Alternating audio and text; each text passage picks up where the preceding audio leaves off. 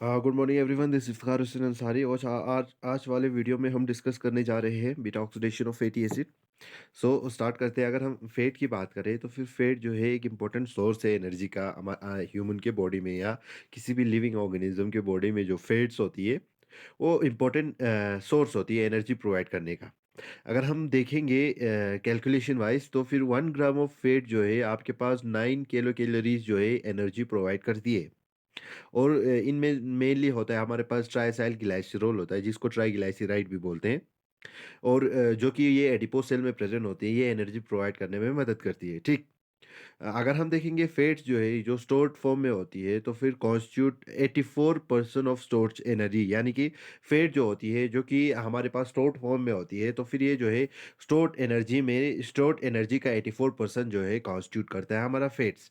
अगर हम इसमें इसके बाद में अगर हम with respect to other molecules देखेंगे, बायोमॉलिक्यूल्स देखेंगे, फॉर एग्जांपल अगर हम प्रोटीन्स की बात करें तो फिर जो स्टोर्ड प्रोटीन्स होते हैं वो जो है स्टोर्ड एनर्जी जो है 15% अपने अंदर रखती है।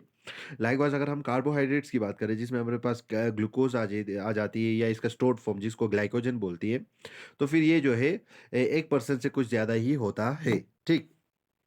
अगर हम बीटा ऑक्सीडेशन की बात करें फैटी एसिड की, तो फिर इसका मतलब ये है कि यहाँ पे जो है फैटी एसिड का ब्रेकडाउन होना into acetyl co enzyme A. Simple. जो फैटी एसिड होता है उसका ऑक्सीडाइज्ड होना, यानी कि बीटा जो हमारा फैटी एसिड है उसका ब्रेकडाउन होना और वहाँ से acetyl co enzyme A release हो जाना, इस प्रोसेस को बोला जाता है beta oxidation of fatty acid. और ये मेनली आपको माइटोकॉन्ड्रिया में देखने को मिलता है होते हुए। और ये जो प्रोसेस है मेनली स्ट्रिक्टली जो है ये एरोबिक प्रोसेस है जिसमें ऑक्सीजन की ज़रूरत होती है। फर्दर अगर हम देखेंगे जो एसिटाइल कोएंजाइम में रिलीज हो जाता है after this at the end of this beta oxidation of fatty acid, this acetyl coenzyme A is fed directly into this Krebs cycle where it's further utilised to produce energy and release carbon dioxide, ठीक। So it occurs mainly, अगर हम body tissues की बात करें तो फिर कहाँ-कहाँ यहाँ पे किस-किस ऑर्गन में यहाँ ये मेनली होता है beta oxidation of fatty acid. तो फिर आपको देखने को मिलता है कि beta oxidation of fatty acid mainly जो है लिवर में, किडनी में और हार्ट में आपको होता हुआ दिखेगा। और ये जो beta oxidation of fatty acid है ये ब्रेन में नहीं होता है।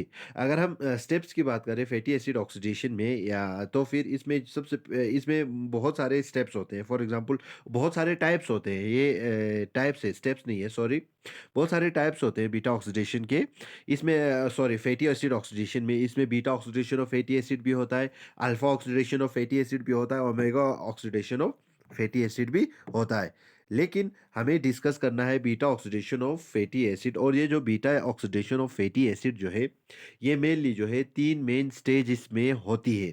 सबसे पहले क्या होता है, एक्टिवेशन होता है फैटी एसिड का इन दी साइटोसोल, यानी कि सेल के साइटोसोल वाले पोर्शन में फैटी एसिड जो प्रेजेंट है उसका एक्टिवेशन होता है। फिर इसके बाद जो एक्टिवेटेड फैटी एसिड है उसका ट्रांसपोर्ट किया जाता है into this mitochondria with the help of this carnitine shuttle. And thereafter you will find that beta oxidation जो प्रॉपर होती है वो माइटोकॉन्ड्रियल मैट्रिक्स में जो हमारा जो ट्रांसपोर्ट किया हुआ है एक्टिव फैटी एसिड है उसका जो है बीटा ऑक्सीडेशन हो जाता है प्रॉपर, ठीक, माइटोकॉन्ड्रिया के मैट्रिक्स में, ठीक। सो सबसे पहले अगर हम एक्टिवेशंस की बात करें, एक्टिवेशन फैटी एसिड की, तो फिर ये जो है प्रोसेस जो है thiokinase fatty acid thiokinase enzyme कराता है, एज वेल एज एसाइल को एंजाइम सिंथेटेज भी बोलते हैं। ये जो है एंजाइम जो है कराती है ये वाला प्रोसेस एक्टिवेशन। इसमें क्या होता है कि ये मेनली साइटोसोल में आपको देखने को मिलता है। और ये जो थायोकाइनेज एंजाइम है ये जो इसको चाहिए होता है एज ए कोएंजाइम और कोफैक्टर, एटीपी कोएंजाइम है एज वेल एज मैग्नीशियम की ज़रूरत होती है। और इसमें क्या होता है कि जो प्रोडक्ट होते हैं, जो एंड प्रोडक्ट होते हैं, इसमें एंड प्रोडक्ट में आपके पास जनरेट होती है फैटी एसाइल कोएंजाइम ए और वाटर जो है यहाँ पे जो है रिलीज होती है, ठीक। और यहाँ पे क्या जो है एटीपी का यूटिलाइजेशन होती है और यहाँ पे जो है 2 पायरोफॉस्फेट जो है यहाँ पे यूज किया जाता है। फर्दर जो एक्टिवेटेड फैटी एसिड है जो कोएंजाइम है जिस पे जुड़ी हुई है, उसे फर्दर जो है यहाँ पे आपको देखने को मिल रहा है जो कोएंजाइम में जुड़ी हुई है उसको जो है अभी ट्रांसपोर्ट करना है फैटी एसाइल कोएंजाइम को from cytosol into this mitochondria. Since this membrane is impermeable for this fatty acyl coenzyme, so it needs a shuttle system so that it can be transported from cytosol portion into this mitochondrial matrix. So how does it happens is that यहाँ पे क्या होता है कि ये जो long chain जो acyl coenzyme ए है, वो जो है इजी तरह ये अपने आप जो है वो ट्रांसफ़र नहीं कर सकते हैं खुद को थ्रू दिस ट्रांसवर्स नहीं कर सकता है थ्रू दिस माइटोकॉन्ड्रियल मेम्ब्रेन। सो यहाँ पे एक स्पेशल ट्रांसपोर्ट मैकेनिज्म होती है जिसे कार्निटिन शटल बोला जाता है, जिसके ज़रिए जो है जो बाहर का फैटी एसिड को एंजाइम ए है, ये इजीली जो है माइटोकॉन्ड्रियल मैट्रिक्स में इजीली जा सकता है, इंटर कर सकता है। सो देखते हैं इसमें क्या होता है। जो एसाइल ग्रुप है, जो एसाइल को एंजाइम ए का, इसमें क्या करता है क्या करते हैं कि इसमें जो एसाइल कोएंजाइम ए है उसे ट्रांसफ़र किया जाता है कार्निटिन को। तो फिर यहाँ पे हमारे पास बन जाती है एसाइल कार्निटिन, और ये जो है कैटेलाइज़ किया जाता है ये वाला reaction with the help of this enzyme carnitine acyl transferase 1, जो कि आउटर माइटोकॉन्ड्रियल मेम्ब्रेन में आपको देखने को मिलता है। ये वाला एंजाइम क्या करता है कि एसाइल कोएंजाइम ए को हटा देता है और उससे जो है कार्निटिन को जोड़ देते हैं, जिसकी मदद से जो है एसाइल कार्निटिन बन जाती है। ठीक।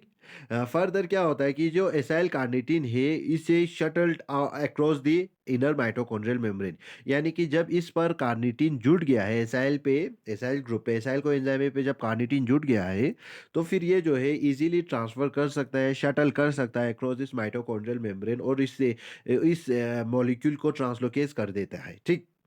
और यहाँ पे जो है एंजाइम यूज़ होता है ट्रांसलोकेज एंजाइम।